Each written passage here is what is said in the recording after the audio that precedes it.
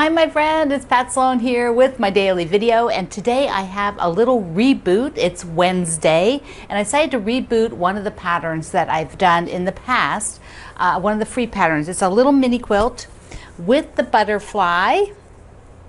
And so what I did is, when this originally came out, we didn't have a PDF with any diagrams for the border. So I did a little one for the border. The applique is a separate PDF. So there's two PDFs for this one because I don't have the technical skills to put them together. It's like, and I'm not going to redraw it. The Fat Quarter Shop drew the butterfly when we did this for the button club, and I did the directions for the mini quilt. So now we have a PDF that you can download. These are just half square triangles, although if you want, you could make a, let me just show you down here. So if you like doing flying geese,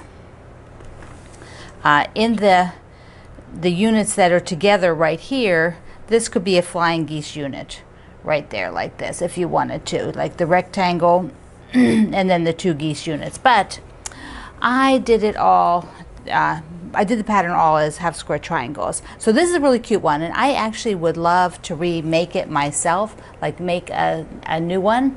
When I did this one, I was showing my friend Jane Davidson's fabric line called Mandalay Bay. See, she's got, look at the little turtles up there. There's just all kinds of cute sea creatures in there. And I'd like to redo it again in a different fabric just to see how it looks. This would be a cute full quilt or a baby quilt. You could do 4 of them. And if you had like some feature fabric, that would be good just without the applique. In the center square here, it's an 8-inch finished square. So that was a nice big space. If you have a larger print, you could just do this whole inside part, the background, with your feature fabric. And then that would be really cool. I might do one of those. There's always fun things to do, but not right now. I'm not doing it right now. So this is a reboot at my website. Links are below.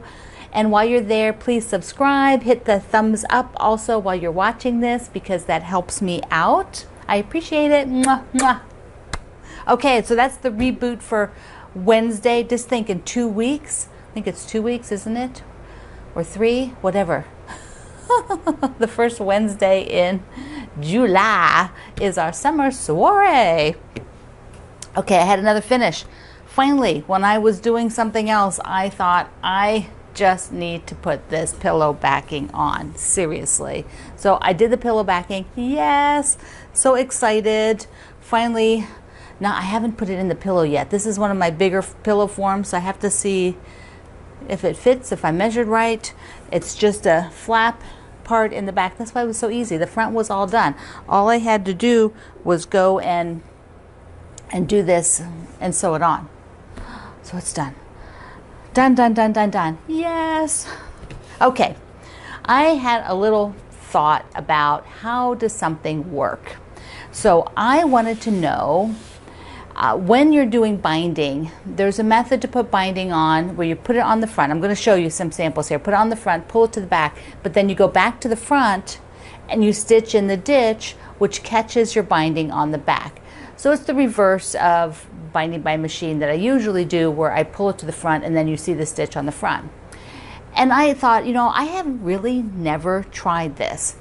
I went out and looked at some videos, which there's not a lot of them. So this is not a tutorial video. Let me repeat, this is not a tutorial video.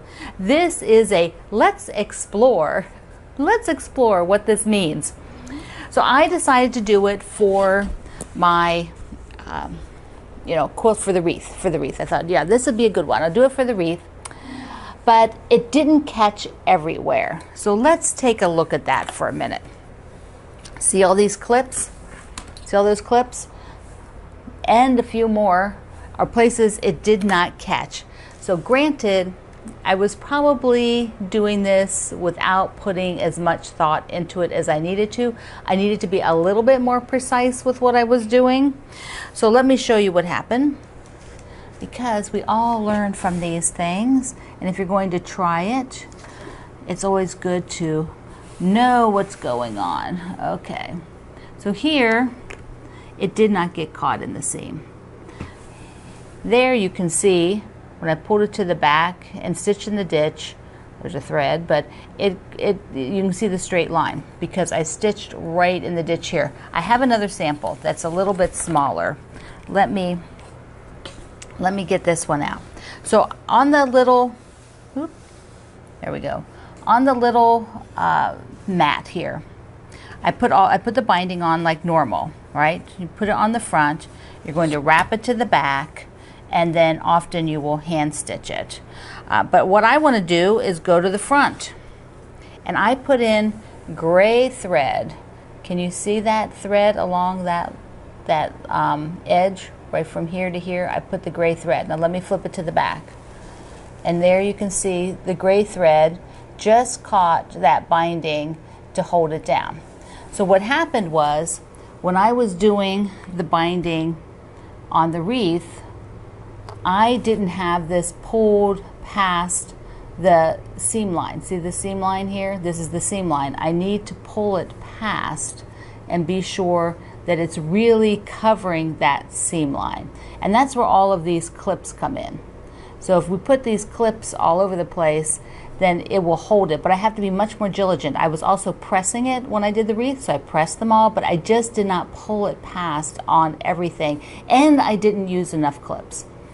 So when I was watching one of the videos on this, which is by my friend Christopher Thompson, he did a video on it and basically showed lots of he did a piece a little bit bigger than this, smaller than the wreath, and he had tons of clips. He must have had, you know, 15 clips on one side, which was a lot, and he said it is a lot. So I'm thinking there can go in between that. I only maybe put about 5 clips along this side. So this length of side, I only had maybe 5 clips. So I would like to do it again with a lot more clips. So I'm going to hand stitch. I'll have to hand stitch down, tack down all of these places that didn't get caught in the seam, which is okay. But I'm going to practice. I'm going to practice on this small one. I'm going to really pull it over and be sure when I'm pulling it to the back side like this, and then I'll press it, that I have covered the sewing seam. Because then when I'm on the front, like I did here, and I did that in gray thread, so I'm hoping you can see it instead of black thread, but I would probably do black thread. The gray looked nice on the back. It's just pretty light along the edge there. Or I could have done like this pumpkin color thread like I did for the actual quilting. So that is my little exploration for today of what that technique is. And it's neat. I have seen it a few times. I don't know, I haven't seen it a lot. But people have talked about it, but I haven't personally seen it a lot. So I like the way it looks on the front, because it does look like, you know, you've done hand binding, and you can keep in the ditch pretty easily. You know, I use an open toe applique foot.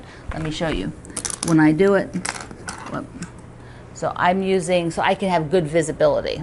So I'm using this foot, and that way I don't have any restriction. I can see exactly where the needle is and where I'm going. And you probably want to sew just a little bit slower when you're doing that. I think once I master this, I get a little bit better at it, then I'll do a tutorial. I have the bow, this guy that I did earlier this year. This one with, I have this, remember the one where I made more binding, and I already had binding. So I'm going to practice on this one too. So I'll do the little mat, and I'll practice on this one. And then of course I have several other quilts that need binding, but they're bigger. I wanted to practice on these smaller pieces, so I'm not also juggling the bulk.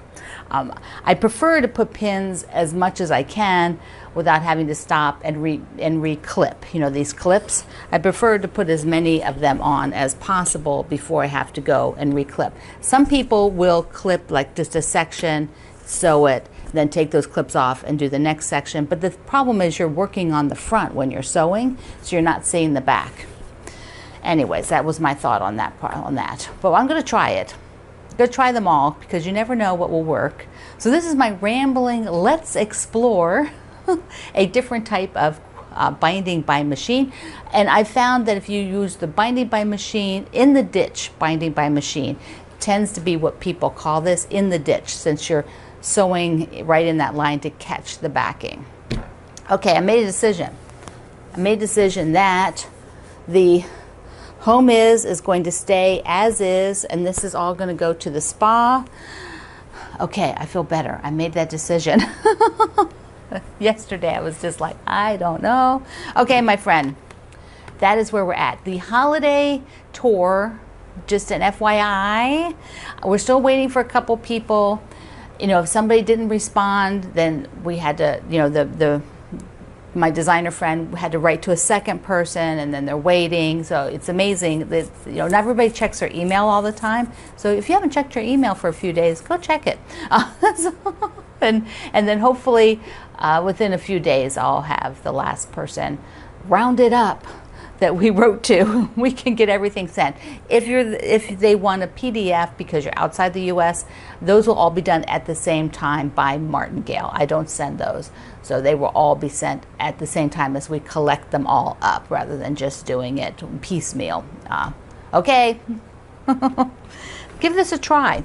And if you do this already and you have tips, leave me a comment. I would like to know. And hopefully you're going to make a butterfly. Where is it? Don't forget, go download the butterfly. I love you. Mwah. See you online.